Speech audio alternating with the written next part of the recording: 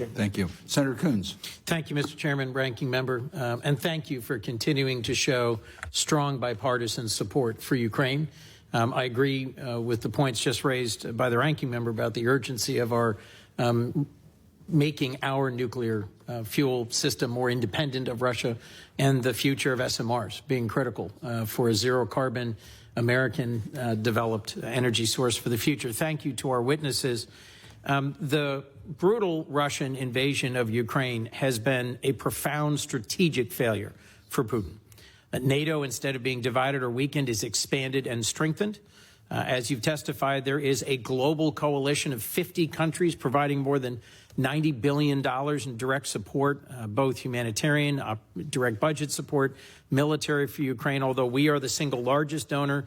The contributions to the fight for freedom on the front lines in Ukraine is genuinely global. And as you laid out, Secretary O'Brien, Russia's coalition includes folks like Iran and North Korea, while ours is literally the entire free world. But we are at risk of failing, of handing Putin a victory right when he is on the verge of defeat, if we do not take up and pass the president's full supplemental. Administrator McKee, some of my colleagues have said to me privately that they are enthusiastic about continuing to send military equipment and hardware to Ukraine, but not direct budget support. You testified about the importance of direct budget support. Could you help us just briefly understand three things? What are the sorts of services that are being provided through our direct budget support? As the Secretary Pyatt had testified, there continues to be a brutal bombardment of the electric grid. What would happen if direct budget support were to end to Ukraine's ability to respond to the daily bombardments of their electric grid, for example? Second, you said that the accountability and oversight measures that are needed are in place and are working robustly. If you just briefly speak to that. And then most importantly, how much time do we have?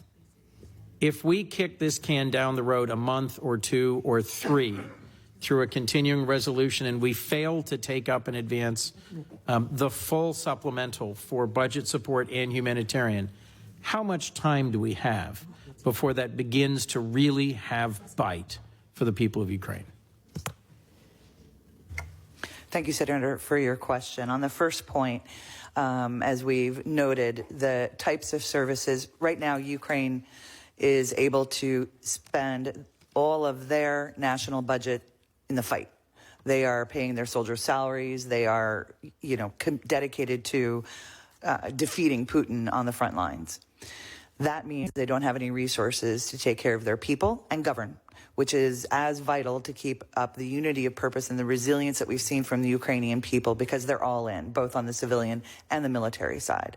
And so the types of services that would be suspended are first responders who rush into the building and save lives, medical care to make sure that inoculations stay up so that the Ukrainian population stays healthy, particularly children, routine immunizations. We heard reports of polio outbreaks and some other concerns during the early days of the mass emigration of folks fleeing the conflict.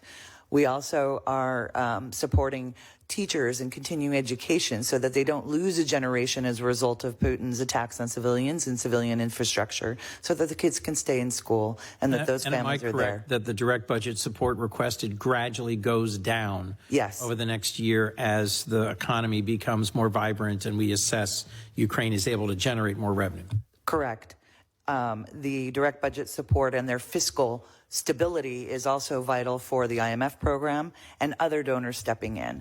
Our leadership in this space, and yes, we were first, unlocked the other support that we've seen mobilized from the EU, other donors, as well as boosting the confidence in the multilaterals to be able to contribute to Ukraine's economic stability, which is as vital as winning the war. If their economy collapses, Putin will have won. On your point of accountability, absolutely, there has been no finding of any misuse or misdirection, and at multiple tiers and multiple reviews and stock checking, not just by the 3 IGs in terms of end use checks and making sure that we can follow the resources. We have third-party monitoring to ensure that the systems by which those are delivered, both reimbursed and validating, are also ironclad and unassailable. And in terms of timing, as I said, we have no more direct budget support. The last tranche was dispersed at the end of the fiscal year.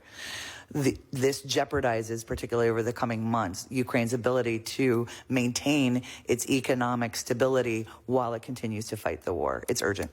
Thank you for the clarity of that answer. And let me just close by making an observation the chairman made, which is the fight going on in Israel and the fight going on in Ukraine are not distinct. Putin welcomed the head of Hamas.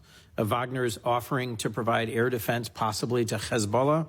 There is a linkage between these coalitions that supports terrorism in the Middle East and a brutal and ongoing invasion and occupation of eastern Ukraine. For us to pick one piece of this supplemental and not the full supplemental, not to provide direct budget support, not to provide humanitarian support to Ukraine, not to provide support to Israel, and to continue to push humanitarian support for dozens of countries would be a grave mistake. Thank you for your testimony. Thank you, Mr. Chairman. Senator Paul.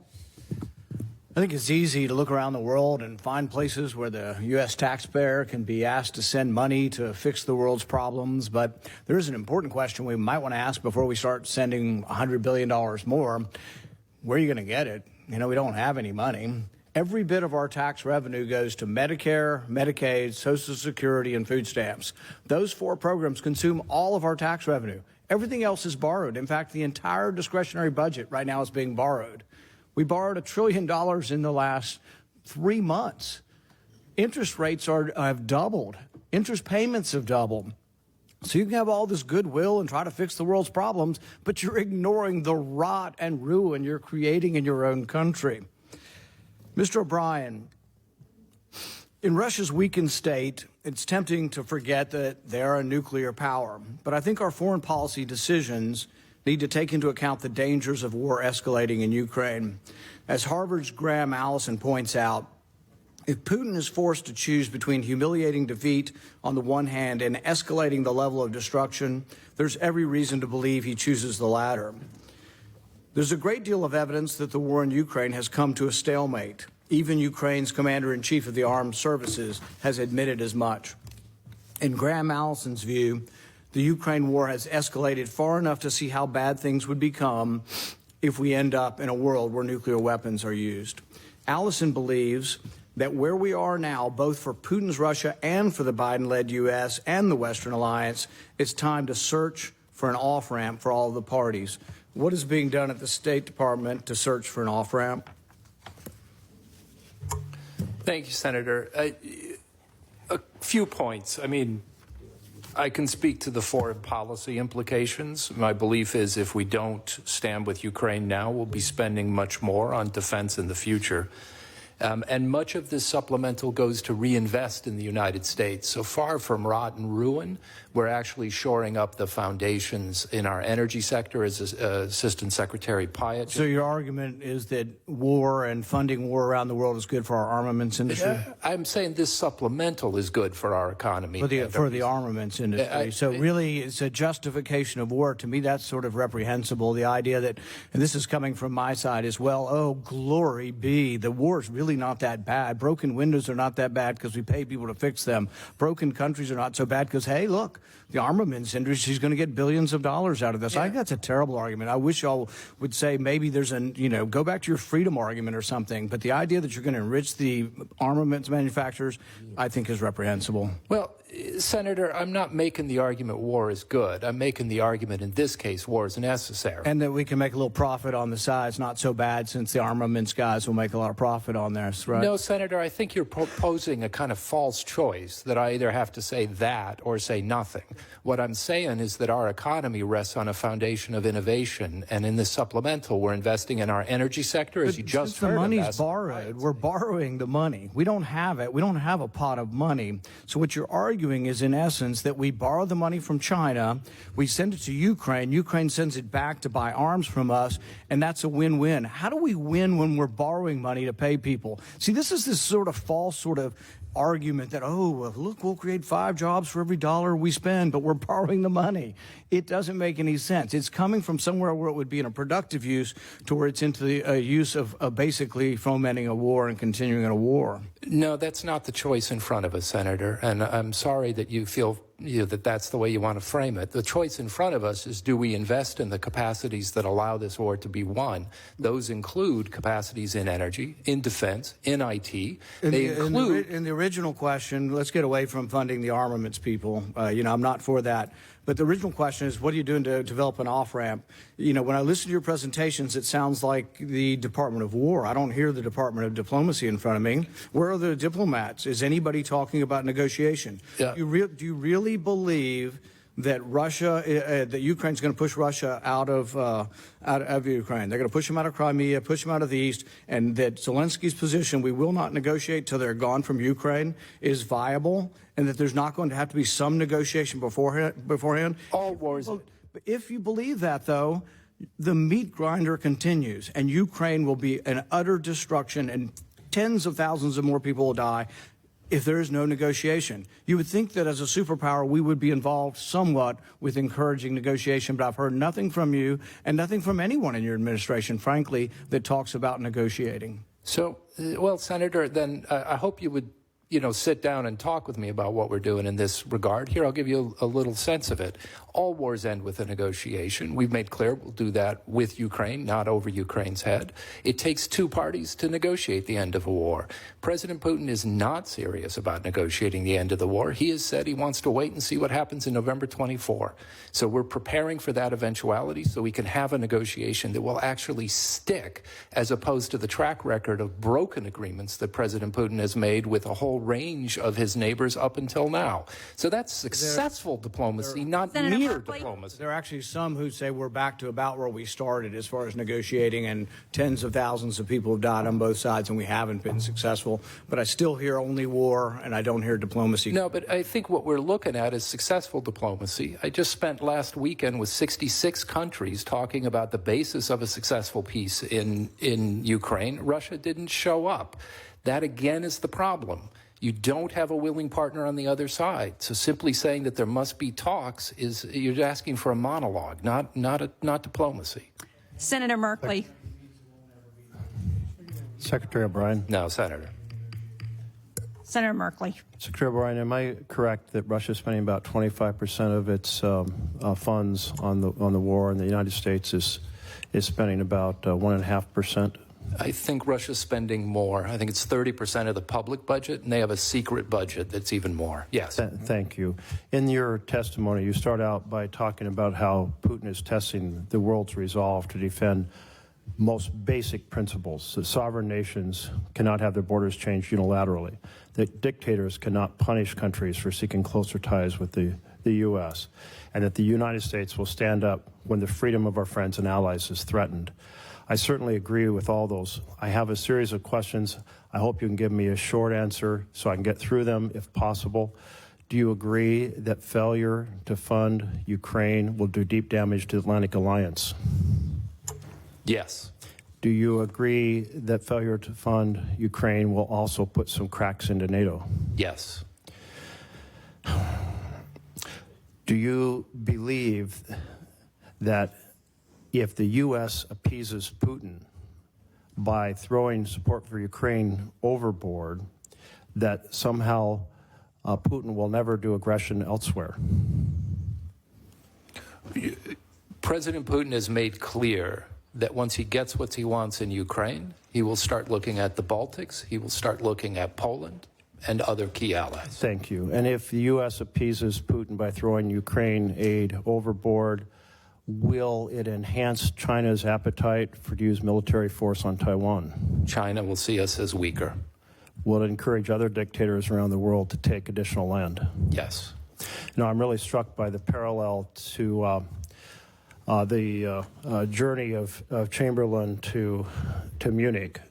to say, okay, Hitler, you can take a third of Czechoslovakia, and then he declared peace in our time under the assumption that somehow this would not whet Hitler's appetite. Did Chamberlain's strategy work? No. Will the strategy now of us bailing on Ukraine to appease Putin work? No, it'll invite more aggression. I think this is one of the most important decisions we've faced in the time I've been in the Senate, probably the most important decision. I'm astounded that colleagues who supported corrupt government in Afghanistan and an invasion of Iraq now want to bail on the freedom-loving, democracy-defending people of Ukraine who are dying with the cause.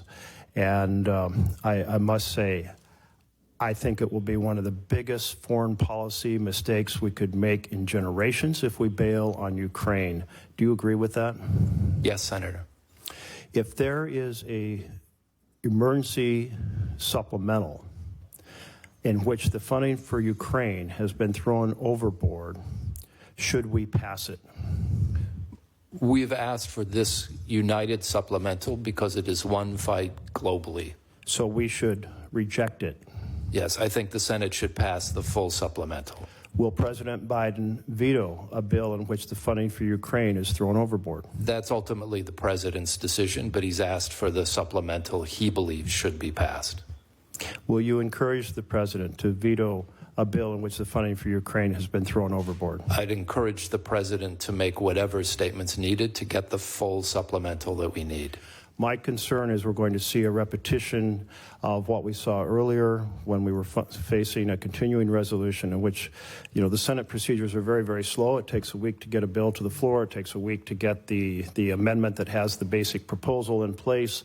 And it takes only 1 hour in the House for a proposal to be put up and voted on. I'm afraid they're going to send us a continuing resolution that throws the funding for Ukraine overboard. Should we reject such a strategy from the House of Representatives? Yes, Senator. Thank you. Senator Ricketts. Thank you, Mr. Chairman. And again, thank you to our panelists here today to talk about Ukraine. As we discuss Ukraine and we think down the road about rebuilding Ukraine, I think there's an important point to make, which this should not be done solely on the backs of American taxpayers or European taxpayers.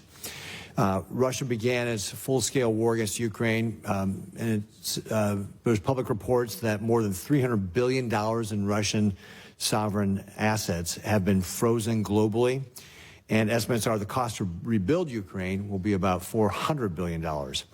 Now, there's a phrase, I'm sure you've all heard it before, called you break it, you buy it, and one of the things I'd like to highlight here is Ranking Member Rish's Repo Act, that would require Russia to basically pay for the damage they've done. It's common sense legislation, has bipartisan, bicameral support, gives the president the legal authority to confiscate Russian sovereign assets that have been frozen in the U.S. and transfer them to assist Ukraine's reconstruction efforts. The House Foreign Affairs Committee marked up its version of the bill yesterday, and Mr. Chairman, I would encourage us to work on this as well to be able to get this bill done. I think it's going to be important. Assistant Secretary O'Brien, do you agree that Russia has legal and moral responsibility to compensate Ukraine for the damage its illegal invasion has done to the country? Oh, yes, Senator. Do you think Russia will ever compensate Ukraine for its aggression or pay for Ukraine's reconstruction? So the president and his G7 colleagues and the secretary and his just today reaffirmed that Russia must pay and that Russia's immobilized funds, which as you say are about $300 billion, will not be returned to Russia until it does pay. So we have leverage in this discussion. Given that Putin is unlikely then to pay for the damage he's done, and will continue to use Russia's veto power in the UN to block traditional mechanisms for compensation, do you agree that the U.S. and our allies and partners should consider all options to ensure Russia pays rather than the taxpayers in this situation? Yes, Senator. Great. So just, again, want to encourage us to be able to continue to take up this Repo Act. I think it's an important piece of legislation. Also, Assistant Secretary O'Brien, a couple of weeks ago at our Black Sea subcommittee hearing, we discussed the dangers of the People's Republic of China involvement in Ukraine reconstruction. Obviously, this would go against our interests and those of our allies and partners. The PRC would use its involvement to collect intelligence on Ukraine and foreign supplied military capabilities, as well as the intellectual property they steal from all around the world already. They would do that in Ukraine. And its track record of spreading corruption and undermining the rule of law will only serve to undermine Ukraine's efforts to be able to fight corruption in their own country. Given the reconstruction efforts will cost at least $400 billion, there's going to be a temptation for the Ukrainians to take money from Beijing. And, you know, we've already seen it. There were reports last month that Ukraine hasn't excluded the PRC telecom suppliers from supplying equipment to rebuild damaged infrastructure. Our country's deputy digital minister, Ukraine's country's deputy digital minister said that the U.S. and our allies had not provided any official proof of security risks associated with the PRC of vendors. And as a result, Ukraine would have to give the contracts to the lowest bidder, which could be Huawei or ZTE. A couple weeks ago, you said that you felt confident we would have the Ukraine firmly in our camp where we were comfortable. And ultimately, it's their choice, but that's why we need to stay in the game. And from a financial standpoint, it may be Ukrainians' choice whether they allow the PRC to be part of the reconstruction effort, but it's our choice with regard to U.S. assistance benefiting Beijing. Do you think we should condition U.S. aid to prevent U.S. tax dollars from supporting PRC-owned or controlled entities from providing the reconstruction? Senator, we do. That's why it's so important to have the supplementals so that we remain in the game and can set the conditions that make it impossible for opaque, illegitimate contractors like the Chinese to enter. And I know my colleagues can speak at some length about how in energy, telecoms, and other sectors, we do exactly that. But if we're not there, then we can't provide the guarantees you want. Great. And I just want to go back to something that Senator Merkley was talking about earlier as well, with regard to Putin's next steps if he's successful in Ukraine. You made a reference to him talking about the Baltics. Has he made overt statements that the Baltics were renegade states, that he sees them as part of the greater Russia, that sort of thing? Yes, he has. Great. Thank you very much.